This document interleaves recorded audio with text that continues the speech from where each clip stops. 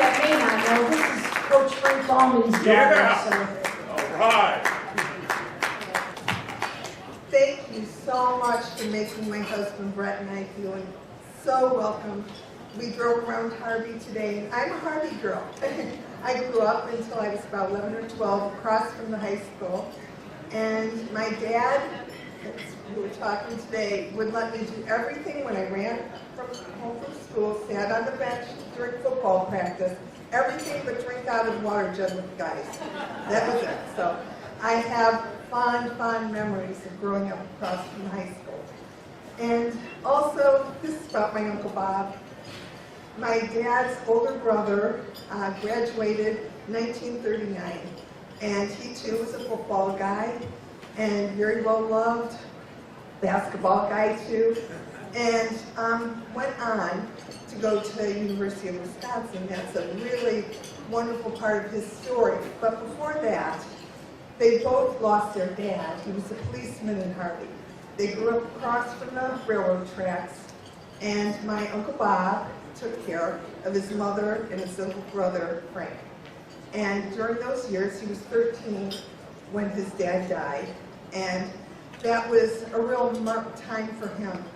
He worked in the onion fields, played football, and was the mainstay in that family.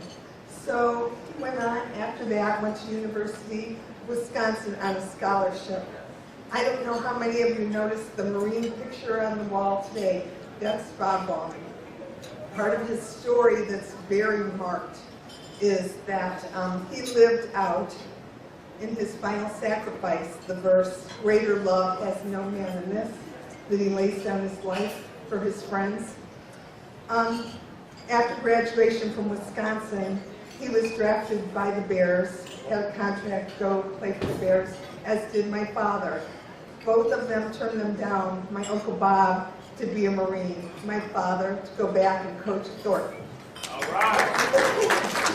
So I think he got the better part of that deal, both of them. But this whole Wisconsin team, when they went into the Marines, they were all sent to the South Pacific together. They knew what they were heading into. And in 1945, the night before they all took to the beach in the final battle in Okinawa, my uncle and his friends had one last football game. And they played together, and then they went out to the front, and most of them died together. It was quite a story. Paul Harvey actually did something about it and had a broadcast called The Last Football Game. There's a book called Third Down and a War to Go. It's about my uncle and those wonderful men that all lived out that first. They literally laid down their lives for their friends. I like to think that his years growing up in Harvey and with the coaches that meant so much to him and the teachers that meant everything to him, the support he got there as a young man prepared him very well for going on and being the hero he was. I was so excited today to see your military wall and have the students take us there. I was able to touch his name, see the Purple Heart. He did get a Purple Heart. He also got a Bronze Star and a lot of accolades after his death. But this is probably one of the best that we could have as a family to honor him tonight. So thank you for thinking of him and honoring Lieutenant Robert Bauman. Thank you so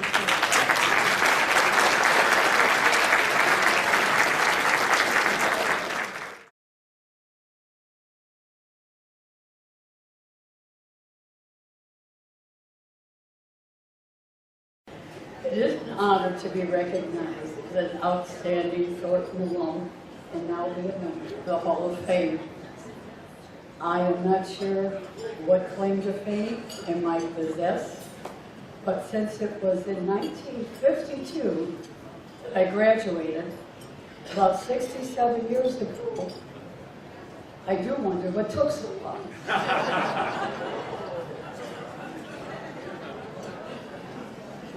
There was a glimmer of hope back in 1950. The year I was a sophomore, and my parents received a letter from Thornton in which faculty member Mr. Donald O'Brien wrote, "In addition to excellent grades in biology this semester, Katherine has shown above average maturity and a fine spirit of cooperation. It is indeed a pleasure to have students like her in one's class. I recommend her for very satisfactory citizenship." Now, we all thought that might be the start of something big, but anyway. Actually, this Mr. O'Brien, who wrote that letter, who nominated me through K. Bush to receive this award. And just last week, he passed away as faculty member at age 103 years.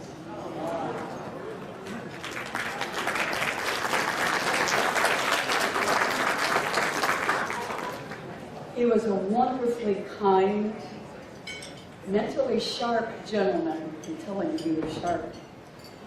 I was privileged to have had a correspondence relationship with him over the years. Just a few weeks ago, I jokingly wrote to him and I said that I felt honored to be recognized, even though it had taken until I was 85 years of age. He ever, the kind man, wrote, "I am happy to know that the letter I sent as a 36-year-old teacher reflects how high on the totem pole of students you were back in 1950. And because he didn't recall or realize that my ticket tonight would be complimentary and no cost to me, he enclosed a check for $100.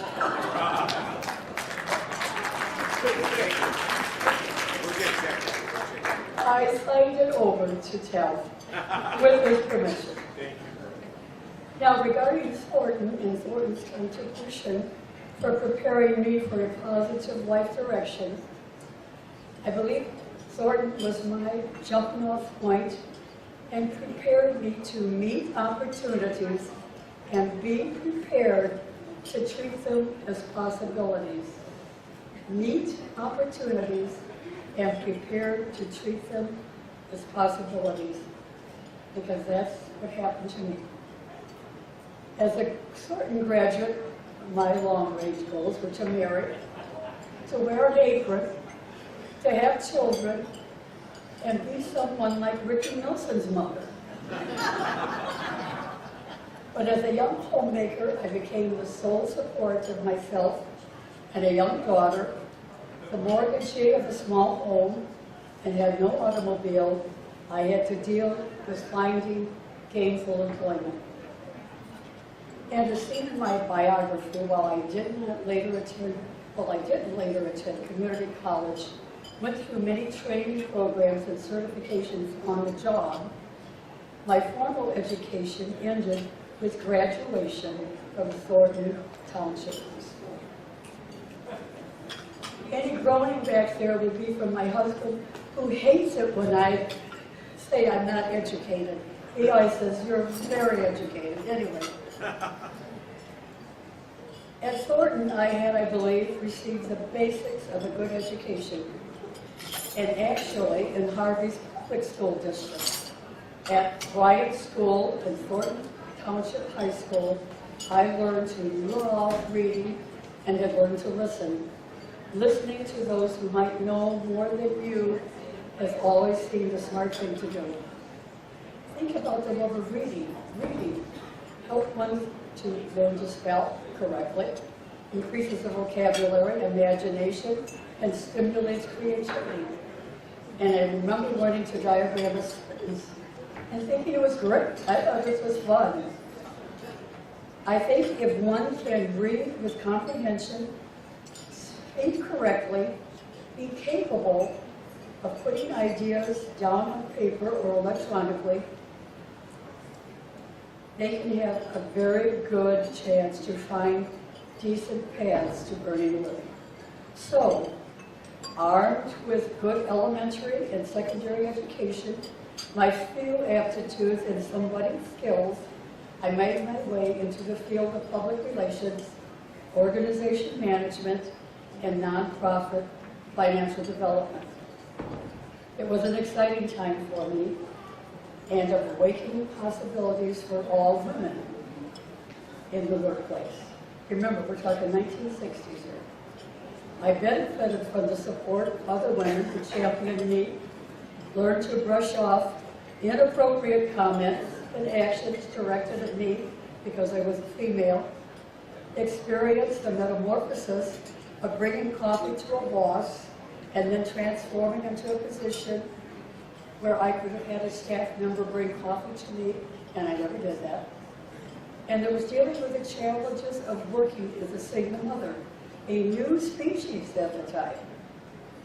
There was no special consideration. It was basically, it seemed, an attitude: you made your bed, you lie in it. I think there's some people who question that, but it's true. Women have come a long way since 1960 and have overcome a lot. Although perhaps equal pay remains a hurdle. It was all exciting and challenging, but this honor today is appreciated. Since being nominated, I have excitedly told so many about this happening to me. I have had so much fun talking about it, being 85, my nominee being 103, and people believe this, anyway. I have bored everyone stiff with my stories. So thank you, Thornton. Thank you, former teacher, Madam Brian. Thank you, husband Wally. Thank you, Thornton Alumni Legacy Fund. And thank you, God.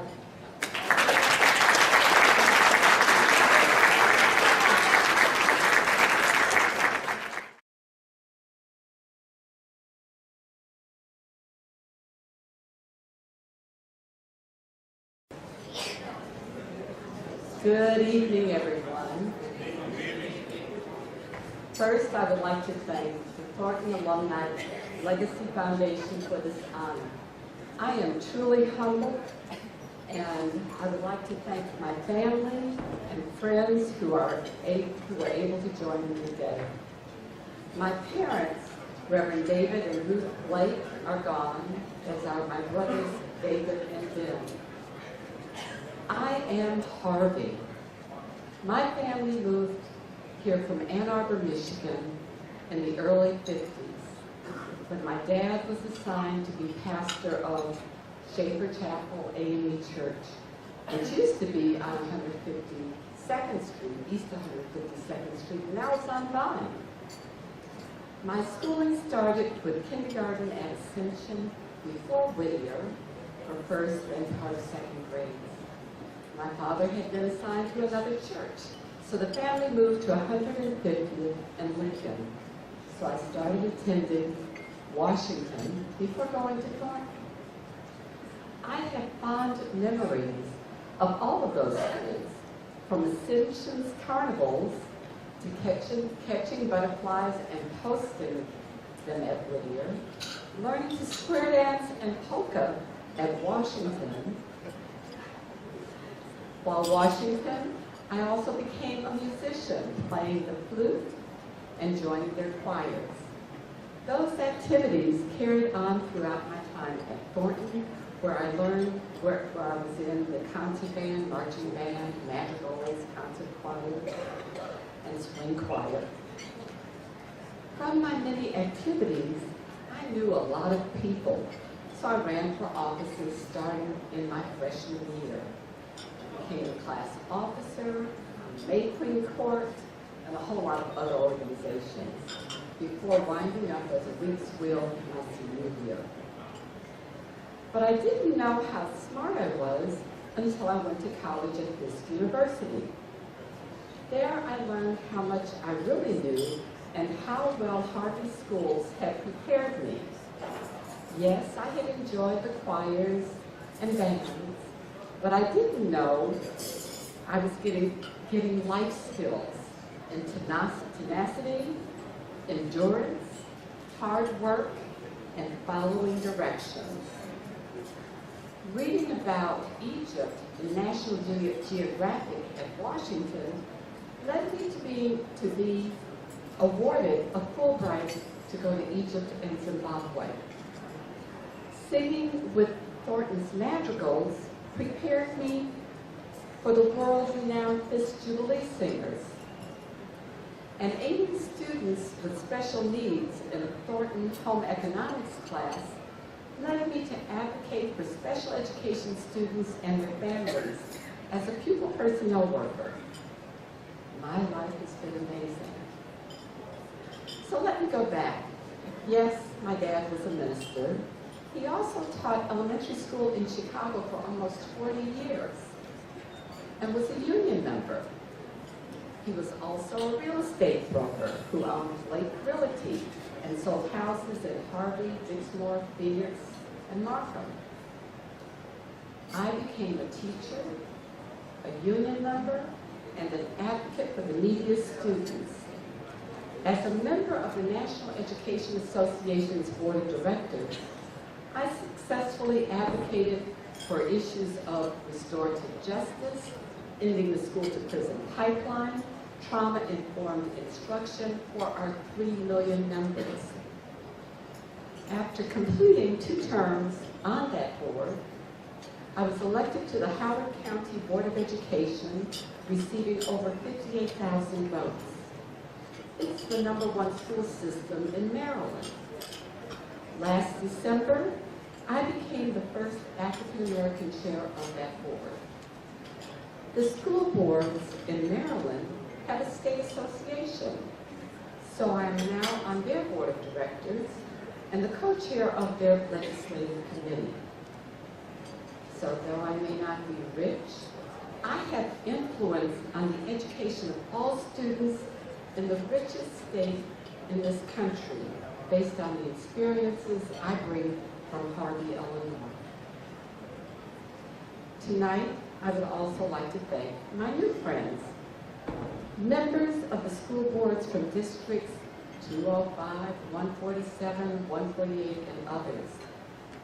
I must admit that the folks from District 148 provided an amazing session at the Council of Urban Boards of Education last month at the conference. At that conference, they left me an advocate for restorative justice with a new vision for working with students facing challenges, and that is, before you can restore a child, you must capture their heart. I will share that with all educators that I meet. And thank you very much.